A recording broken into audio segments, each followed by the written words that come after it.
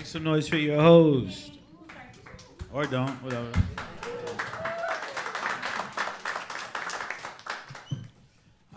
I had a show at the University of Miami last week, and I hadn't been around young people in a long time, man.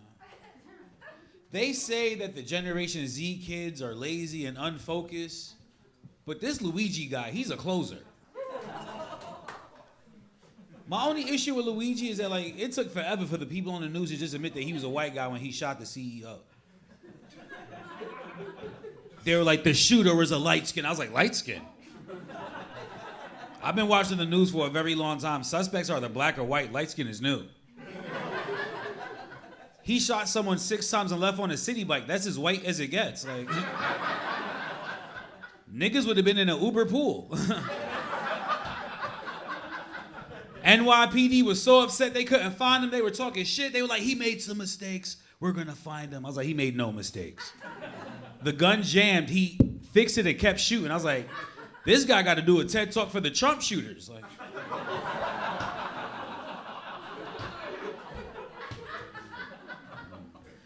y'all saw Donald Trump got inaugurated on Martin Luther King Day? I ain't gonna lie, I thought he was gonna drop a couple I Have a Dream lines. Cause I don't think he's funny, but he makes me laugh, if that makes sense. Like, I just picture him up there like, big dreams, big dreams. Some would say this was his dream. I don't know.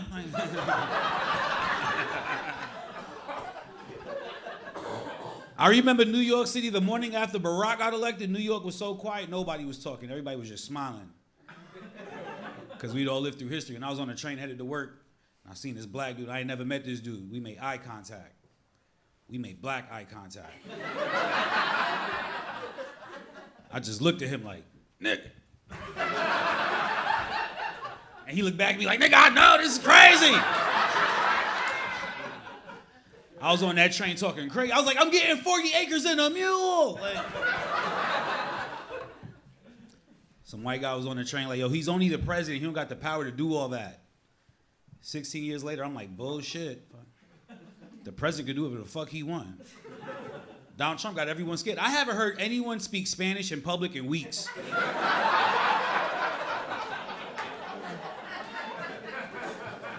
You go to the Spanish neighborhood, they whispering and shit. They like, mira, shh.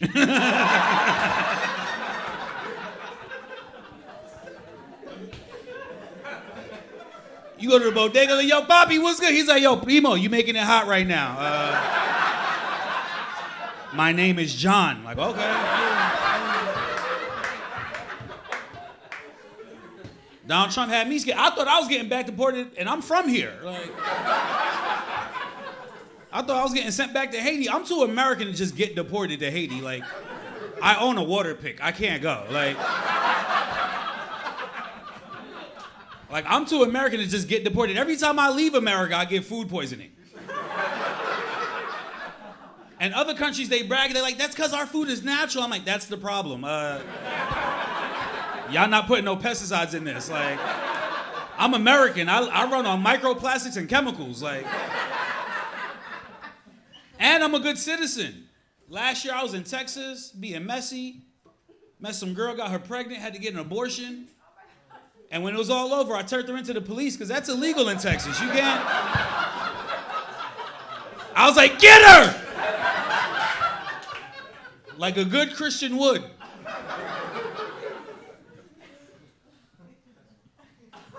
I'm talking shit like I like being from America, but I am raised by immigrants. Anyone else family from another country in here?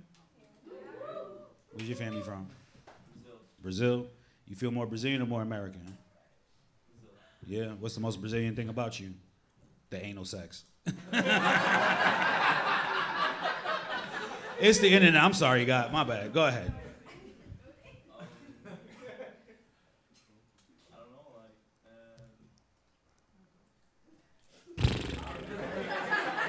Brazil would be very upset with you right now. Football? All right, yeah. Yeah, I'm Haitian. My family's from Haiti, and I feel more American, but there's little things about me that let you know that I was raised by immigrants. Like, I still get dressed up for the airport.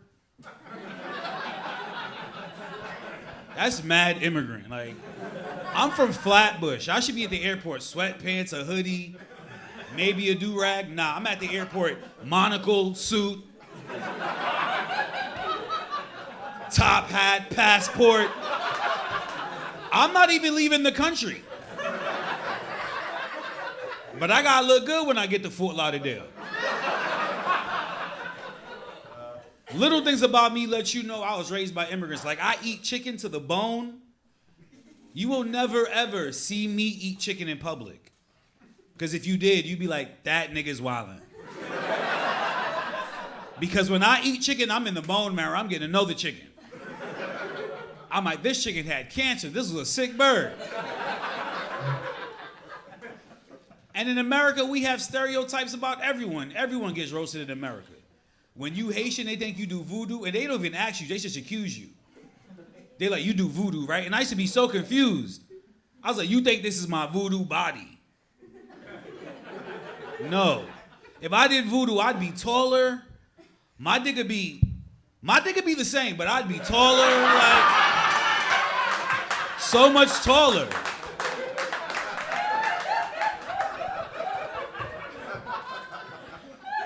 Now they joking on, they trying to say Haitians eat cats and dogs. They trying to say we eat cats and dogs. I'm a comedian, so when I first heard that shit, I thought it was funny. But I called my mom the next day. I was like, Mom, you heard this? She's like, it's not true. I was like, bitch, I know. Like, if Donald Trump would have said Haitians were sacrificing cats and dogs, I'd have been like, let me call my cousin and see what's going on in Ohio. I love being Haitian. We're the first black republic. We the first people to break out of slavery. And I always wondered what it was like when the slaves in America first heard about Haiti. They probably didn't think it was a real place. Like, why would you? It sounded like paradise. So you trying to tell me there's a tropical island full of free niggas. Get back to work. Well, how I get there? Another boat. I'm good. Fool me once. I like telling that joke because it divides the audience. All the black and brown people are like, that's pretty funny. All the white people are like, huh? That's for the ride home.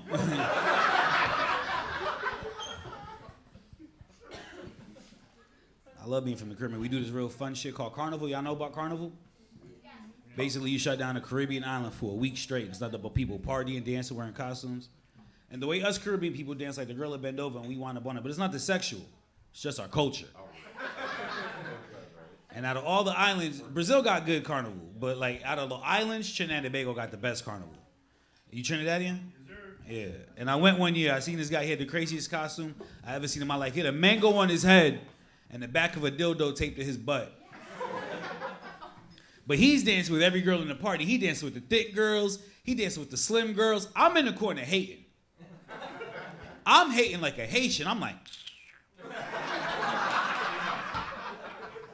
I think I need a mango, son. He finally gets close to me in the party. I'm like, what is your costume supposed to be? This Trinidadian guy goes, eyes are fruit, cocktail.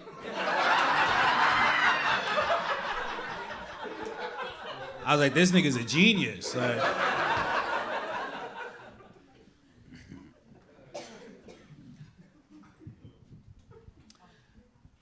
I'm old enough to get colonoscopies, but I don't. I tried it once. I'm good on it. I was 17. It was a birthday gift. Now, what happened, I was in a big fight when I was 17, and I got stabbed in my stomach. And I had a lot of complications, so I had to get my first colonoscopy when I was 17 years old. I had no idea what a colonoscopy was. As a man, you gotta be like 50 years old to worry about that type of shit. And a lot of comedians joke about the first time they had to get one, but they make it sound weird. They're like, the doctor owes me a drink. I like them. I'm like, them niggas are gay. I was 17 years, I was mortified. I never thought me and a white man to be sharing a moment like that. The doctor put his finger in my butt and said, do you feel that? I said, that's all I feel. That and a desire to be dead right now. Like, I got so offended when he asked, do I feel that? Like I was loose. Fuck you mean? Do I feel that? Like of all the things not to feel.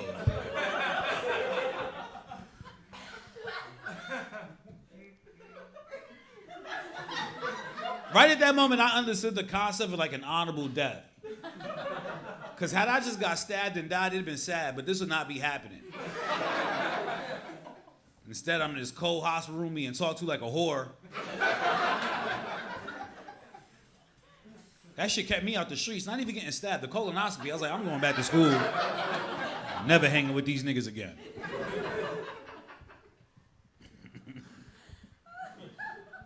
3 years ago, I got invited to a Friendsgiving that turned out to be an orgy. Because I'm cool. And before I tell y'all this story, I had no idea that there was going to be an orgy at the Friendsgiving. But before that night, I thought I was an orgy guy. Y'all follow what I'm saying? Most guys in our heads, we think we're orgy ready. Let an orgy break out, see what I do, I'll fucking... You're not gonna do none of that shit. That was me. And then an orgy broke out over dinner, and I was like, who the fuck are you people, for real? By the key lime pie? 40 people at the orgy. I was the only black guy. So much white sex. Yuck. I had no idea white people get that pink. It was like staring into the sun. I describe it as a violet fuchsia. Shit look like a lava lamp. A lot of different vibes at an orgy. A lot of different personalities at an orgy. There's the girl having aggressive orgasms, but no one believes her. She's like, John, but we're all watching. And John not even pumping like that. That was the night I learned white boys fuck with their shoulders and not their hips. John was going. I was like, John's gonna kill someone.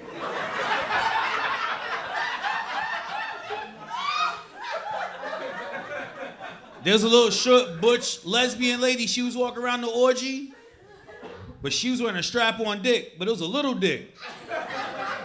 I just started roasting her ass. I was like, you don't believe in yourself? What the fuck is that?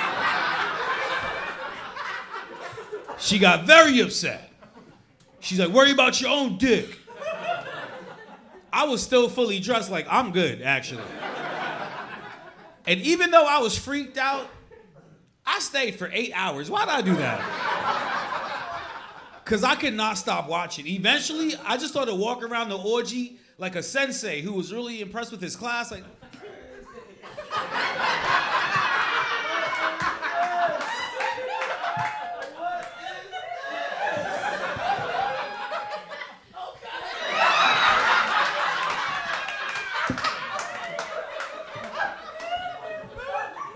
little tart.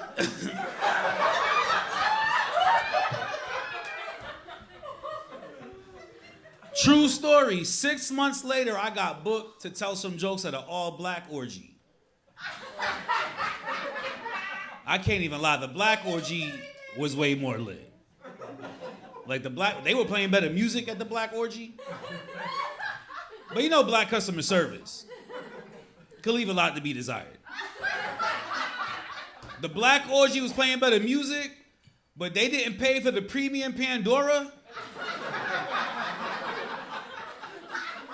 So the whole orgy, you hear some smooth music, then you'll hear liberty, liberty, liberty, liberty.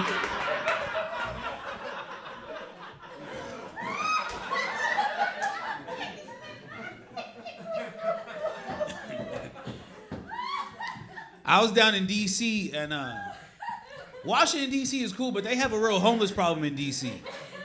And New York, we have a homeless problem too, but we've been doing this for a while. Like in New York, we have a very strict no-touch policy. with our homeless people. We let them ask for what they're gonna ask for, sing their songs, dance their dances, just don't touch nobody. In Washington, D.C., they will just hug you, and it's like, my nigga, like...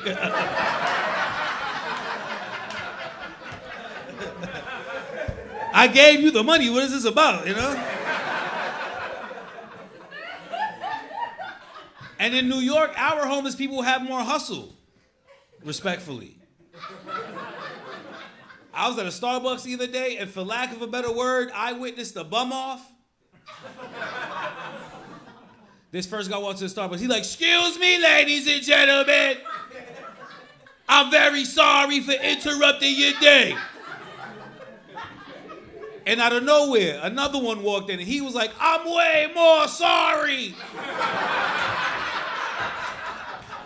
And that's capitalism. That's competition.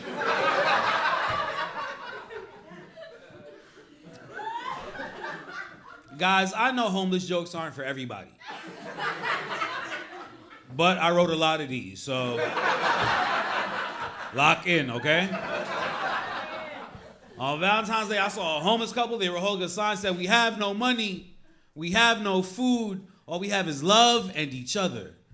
And I was like, y'all need to break up. Like, I feel like you're weighing each other down.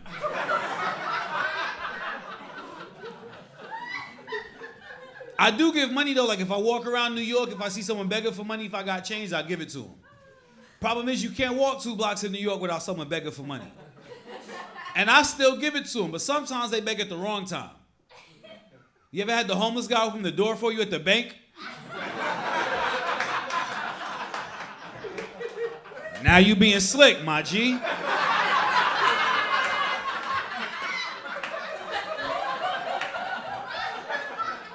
And they all like, on your way out. I'm like, dog, on my way out, I'm having a bunch of 20s on me. What do you think's about to happen? Because you opened this door.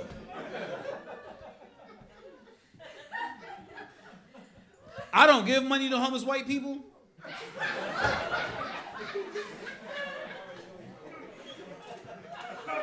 Y'all felt that? Y'all felt the room change when I said that?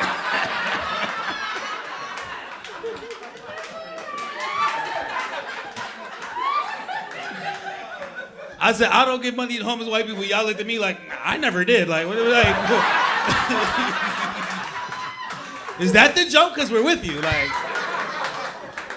I treat them the same way regular white people treat them. I give them a look of confusion and disappointment. Like, you're going to have to get it together. Get out of here, Scott! And then...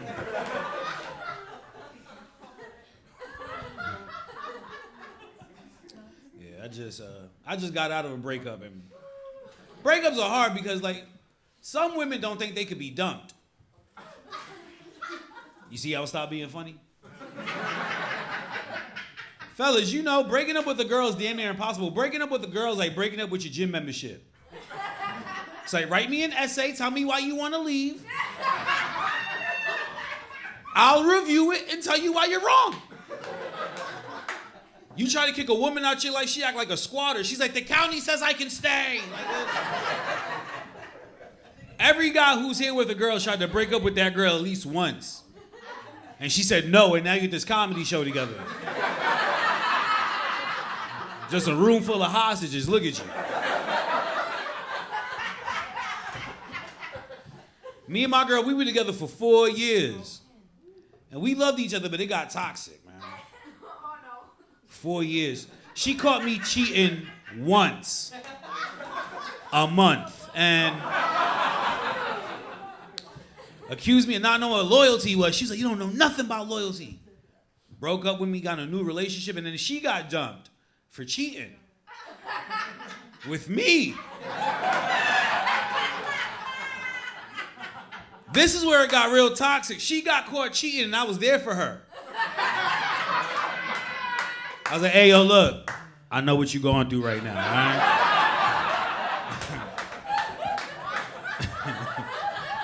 We definitely getting married. I had my first kid last year. Have y'all not been at this comedy show? Like, this is not gonna go good. Yeah, my first kid. Being a dad really made me depressed. I cried about it for like the first year. Because I was very sure that I didn't want to be a dad and everything like that. I had to get a paternity test and everything. And I'm not even a religious person or nothing like that, but that was the first time I talked to God in years. And I just remember I was like, God, please, just let it be yours. You know, like, just let it come back a bunch of light, can't even read what it say. Like, thanks, Dad. Yeah, I had a great time with y'all. I'm gonna go home now. That's my time. My name's Reg Thomas. Have a great night.